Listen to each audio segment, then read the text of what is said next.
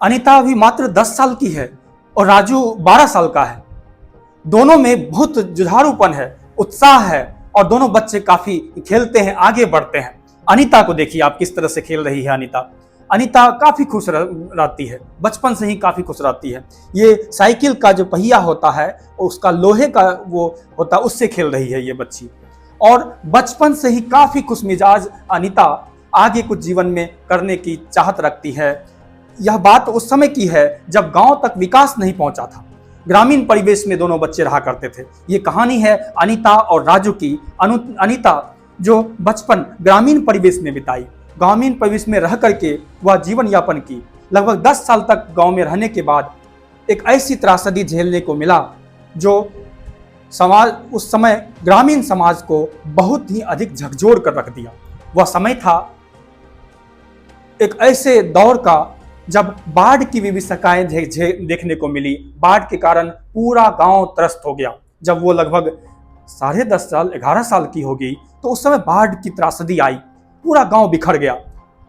अनीता और राजू दोनों का घर भी टूट चुका था। दोनों को मजबूरन पलायन करना पड़ा शहरी इलाके में। दोनों के माता पिता साथ में पलायन किए शहरी इलाके में, जहां पर दोनों बच्चों के लालन पालन की समस्या खड़ी हो गई। वे कैसे बच्चों को का लालन पालन करें, ये सिर्फ गांव की समस्या नहीं थी बल्कि सभी परिवार की समस्या थी। साथ ही राजू और अनीता की भी समस्या थी और उसके उत्तरदायित्व को लेकर के काफी चिंतित थे माता पिता। इस चिंता को दूर कैसे किया जाए वे निरंतर सोच रहे थे। इसी प्रक्रिया में राजू और अनीता दोनों निरंतर बड़े होते जा रहे थे, पर दोनों जज्बा के साथ आगे बढ़ रहे थे। दोनों में जज्बा की कमी नहीं थी। वो जज्बा थी आगे बढ़ने की, कुछ करने की, और उसमें सहायता प्रदान किया एक एनजीओ ने। बात उस समय की है जब बाढ़ की विभीषिकाएं के कारण अनीता को शहर पलायन करना पड़ा और राजू को भी शहर पलायन करना पड़ा अपने माता पिता के साथ। दोनों परिवार कृषि से जुड़े हुए थे। ग्रामीण परिवेश में कृषि ही सब कुछ था, कृषि से ही आय हुआ करता था। लेकिन अब बहुत बड़ी समस्या थी। कृषि के अलावे उसके पास कोई स्किल्स ना था। उसके अनीता के माता पिता को ना कोई स्किल्स था, ना कोई एजुकेशन, जिसके कारण वे काफी संघर्ष कर रहे थे। इसी समय एक एनजीओ बहुत महत्वपूर्ण भूमिका निभाने का कार्य किया। एनजीओ छोटी छोटी स्किल्स जैसे सिलाई कटाई और स्वेटर बुनने का कार्य, ये सभी हथकरघे, हैंडीक्राफ्ट वर्क, ये सब सिखाने का कार्य रैन बसेरा में जाकर के किए, क्योंकि इन लोगों का स्थान रैन बसेरा था, एक अस्थायी शेल्टर जहां पर वे निवास करते थे कुछ समय के लिए। क्योंकि शहर में भी समस्या थी रहने की, समस्या थी अच्छे जगह पर निवास करने की, जो सरकार नहीं कर पा रही थी।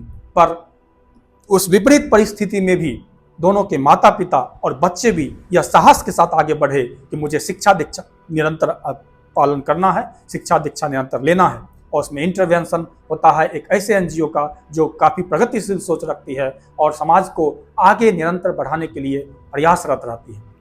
दोनों को अपने ही निगरानी में उस एनजीओ ने पास के ही सरकारी स्कूल में भेजने का कार्य किया और काफ़ी तमन्ना के साथ साथ और काफ़ी जुझारूपन के साथ न देखिए अनीता पढ़ाई कर रही है, राजू भी पढ़ाई कर रहा है क्लास में, और दोनों एक ही क्लास में पढ़ाई कर रहे हैं। क्यों पढ़ाई कर रहे हैं एक ही क्लास में? क्योंकि ये समस्या है, ग्रामीण परिवेश में पढ़ ही नहीं पाए और जब शहरी इलाके में आए तो दोनों को एक साथ पढ़ाई करना शुरू करा। बल्कि दोनों की उम्र में अंतर भी है 2 साल का, लेकिन अनीता और राजू एक ही क्लास में पढ़ाई करके वो निरंतर दोनों एक दूसरे को सहायता भी करते रहे कि शिक्षा दीक्षा दोनों की अच्छी हो। वो ग्रामीण परिवेश से निकल करके शहरी परिवेश में किसी तरीके से सरकारी स्कूल में पढ़ करके आगे बढ़ते रहे। और जब इनके तमन्ना को देख करके, इसके जुझारूपन को देख करके उस स्कूल के शिक्षक समझ गए कि ये बच्चे काफ़ी मेधावी हैं, तो स्कूल के शिक्षक भी काफ़ी सहायता प्रदान करना शुरू किए। दोनों साइंस की पढ़ाई किए 11th-12th में। साइंस की पढ़ाई करने के पश्चात टीचर के और इंटरवेंशन से, एनजीओ के इंटरवेंशन से दोनों छात्रों में ये उत्साह पैदा किया गया कि वे इंजीनियरिंग की पढ़ाई करें, जिससे जो ग्रामीण क्षेत्र परिवेश जिस गांव से आते हैं, जहाँ पर बाढ़ की विभीषिकाएं हैं, वहाँ पर डैम का कंस्ट्रक्शन हो, डैम कंस्ट्रक्ट किया जा सके, वे उसमें सहयोग प्रदान कर सके, फिर से पक्के मकान का विकास किया जा सके, पक्के मकान बनाए जा सके ग्रामीण क्षेत्र में, गांव का पूर्ण विकास किया जा सके, वे इस समस्या का हल इंजीनियर बन के करना चाहते थे। तो दोनों राजू और अनीता दोनों की चाहत तब पूरा हुई, दोनों की चाहत रंग लाई उस समय में जब शिक्षा दीक्षा और अच्छे से हुआ। दोनों इंजीनियरिंग एंट्रेंस पास किए और अच्छे कॉलेज में एडमिशन लेकर के लगभग 4 वर्षों तक इंजीनियरिंग की पढ़ाई किए। इंजीनियरिंग की पढ़ाई कंप्लीट करके उसे चाहत हुई कि अपने गांव में कार्य करें, इसीलिए वे अपने क्षेत्र में ही सरकारी इंजीनियर बन के गए और बहुत सारे प्रगतिशील कार्य किए, गांव के विकास में कार्य करना शुरू कर दिए। गांव में रहने वाले व्यक्ति जो पलायन कर चुके थे वे वापस गांव की ओर मुड़ना शुरू कर दिए, अपने क्षेत्र को देखना शुरू कर दिए, खेत खलिहान को देखने के लिए, और फिर से ग्रामीण परिवेश में प्रगति करने के लिए निरंतर प्रयास करना शुरू कर दिया। और इसी परिवेश में अनीता और राजू ने महत्वपूर्ण भूमिका निभाया कि किस प्रकार से गांव का विकास हो।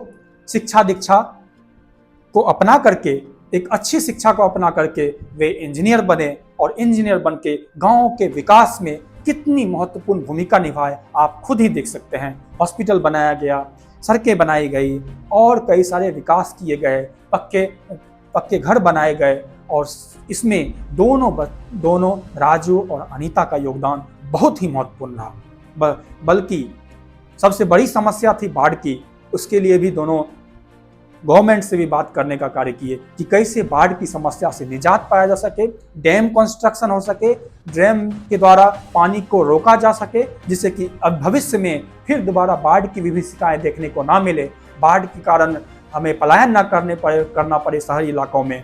वे गवर्नमेंट से बात की, अनीता और राजू इसमें महत्वपूर्ण भूमिका निभाए कि बाढ़ की समस्या से निजात पाए, गांव में फिर कभी बाढ़ की समस्या ना देखने को मिले, जिससे कि पलायन बड़े पैमाने पर ना करना पड़े। और इस समस्या से निजात दिलाने के लिए दोनों बहुत महत्वपूर्ण भूमिका निभाए और दोनों का जीवन आज भी प्रेरणादायक है। ग्रामीण परिवेश में ही रह करके वे आगे बढ़ रहे हैं। गांव के सभी लोग काफ़ी खुश हैं। क्यों खुश हैं? क्योंकि गांव के ही बच्चे आज बड़े होकर के इंजीनियर बनकर और अच्छे मुकाम को प्राप्त करके, शिक्षा दीक्षा प्राप्त करके वे आज गांव के विकास में महत्वपूर्ण भूमिका निभा रहे हैं। तो दोस्तों, आप भी यदि अनीता और राजू की तरह कोई विकास के लिए कार्य करना चाहते हैं, सामाजिक परिवेश को बदलना चाहते हैं, तो आप भी शिक्षा दीक्षा अवश्य लें। ग्रामीण परिवेश में किसी प्रकार की समस्याएं हैं तो उसके लिए आप अधिकारियों से बात करें, गवर्नमेंट से बात करें और अपना भी सहयोग दें, जिससे कि इन समस्याओं से निजात पाया जा सके। ये बच्चे तो बिहार के थे, ऐसे परिवेश में जहां पर बाढ़ की विभीषिकाएं देखने को मिलती है, और उस विपरीत परिस्थिति से भी आगे निकल करके वे शिक्षा दीक्षा प्राप्त किए और समाज को आगे ले जाने का कार्य कर रहे हैं। तो क्या आप इस प्रेरणादायक कहानी से कुछ सीखे? यदि आप को ये कहानी अच्छा लगा हो अनीता और राजू की, तो आप कमेंट सेक्शन में जरूर बताएं कि आप क्या करना चाहते हैं अपने गांव के लिए और किस प्रकार से आप सामाजिक परिवेश को बदलना चाहते हैं अनीता और राजू की तरह। थैंक यू, बाय बाय दोस्तों।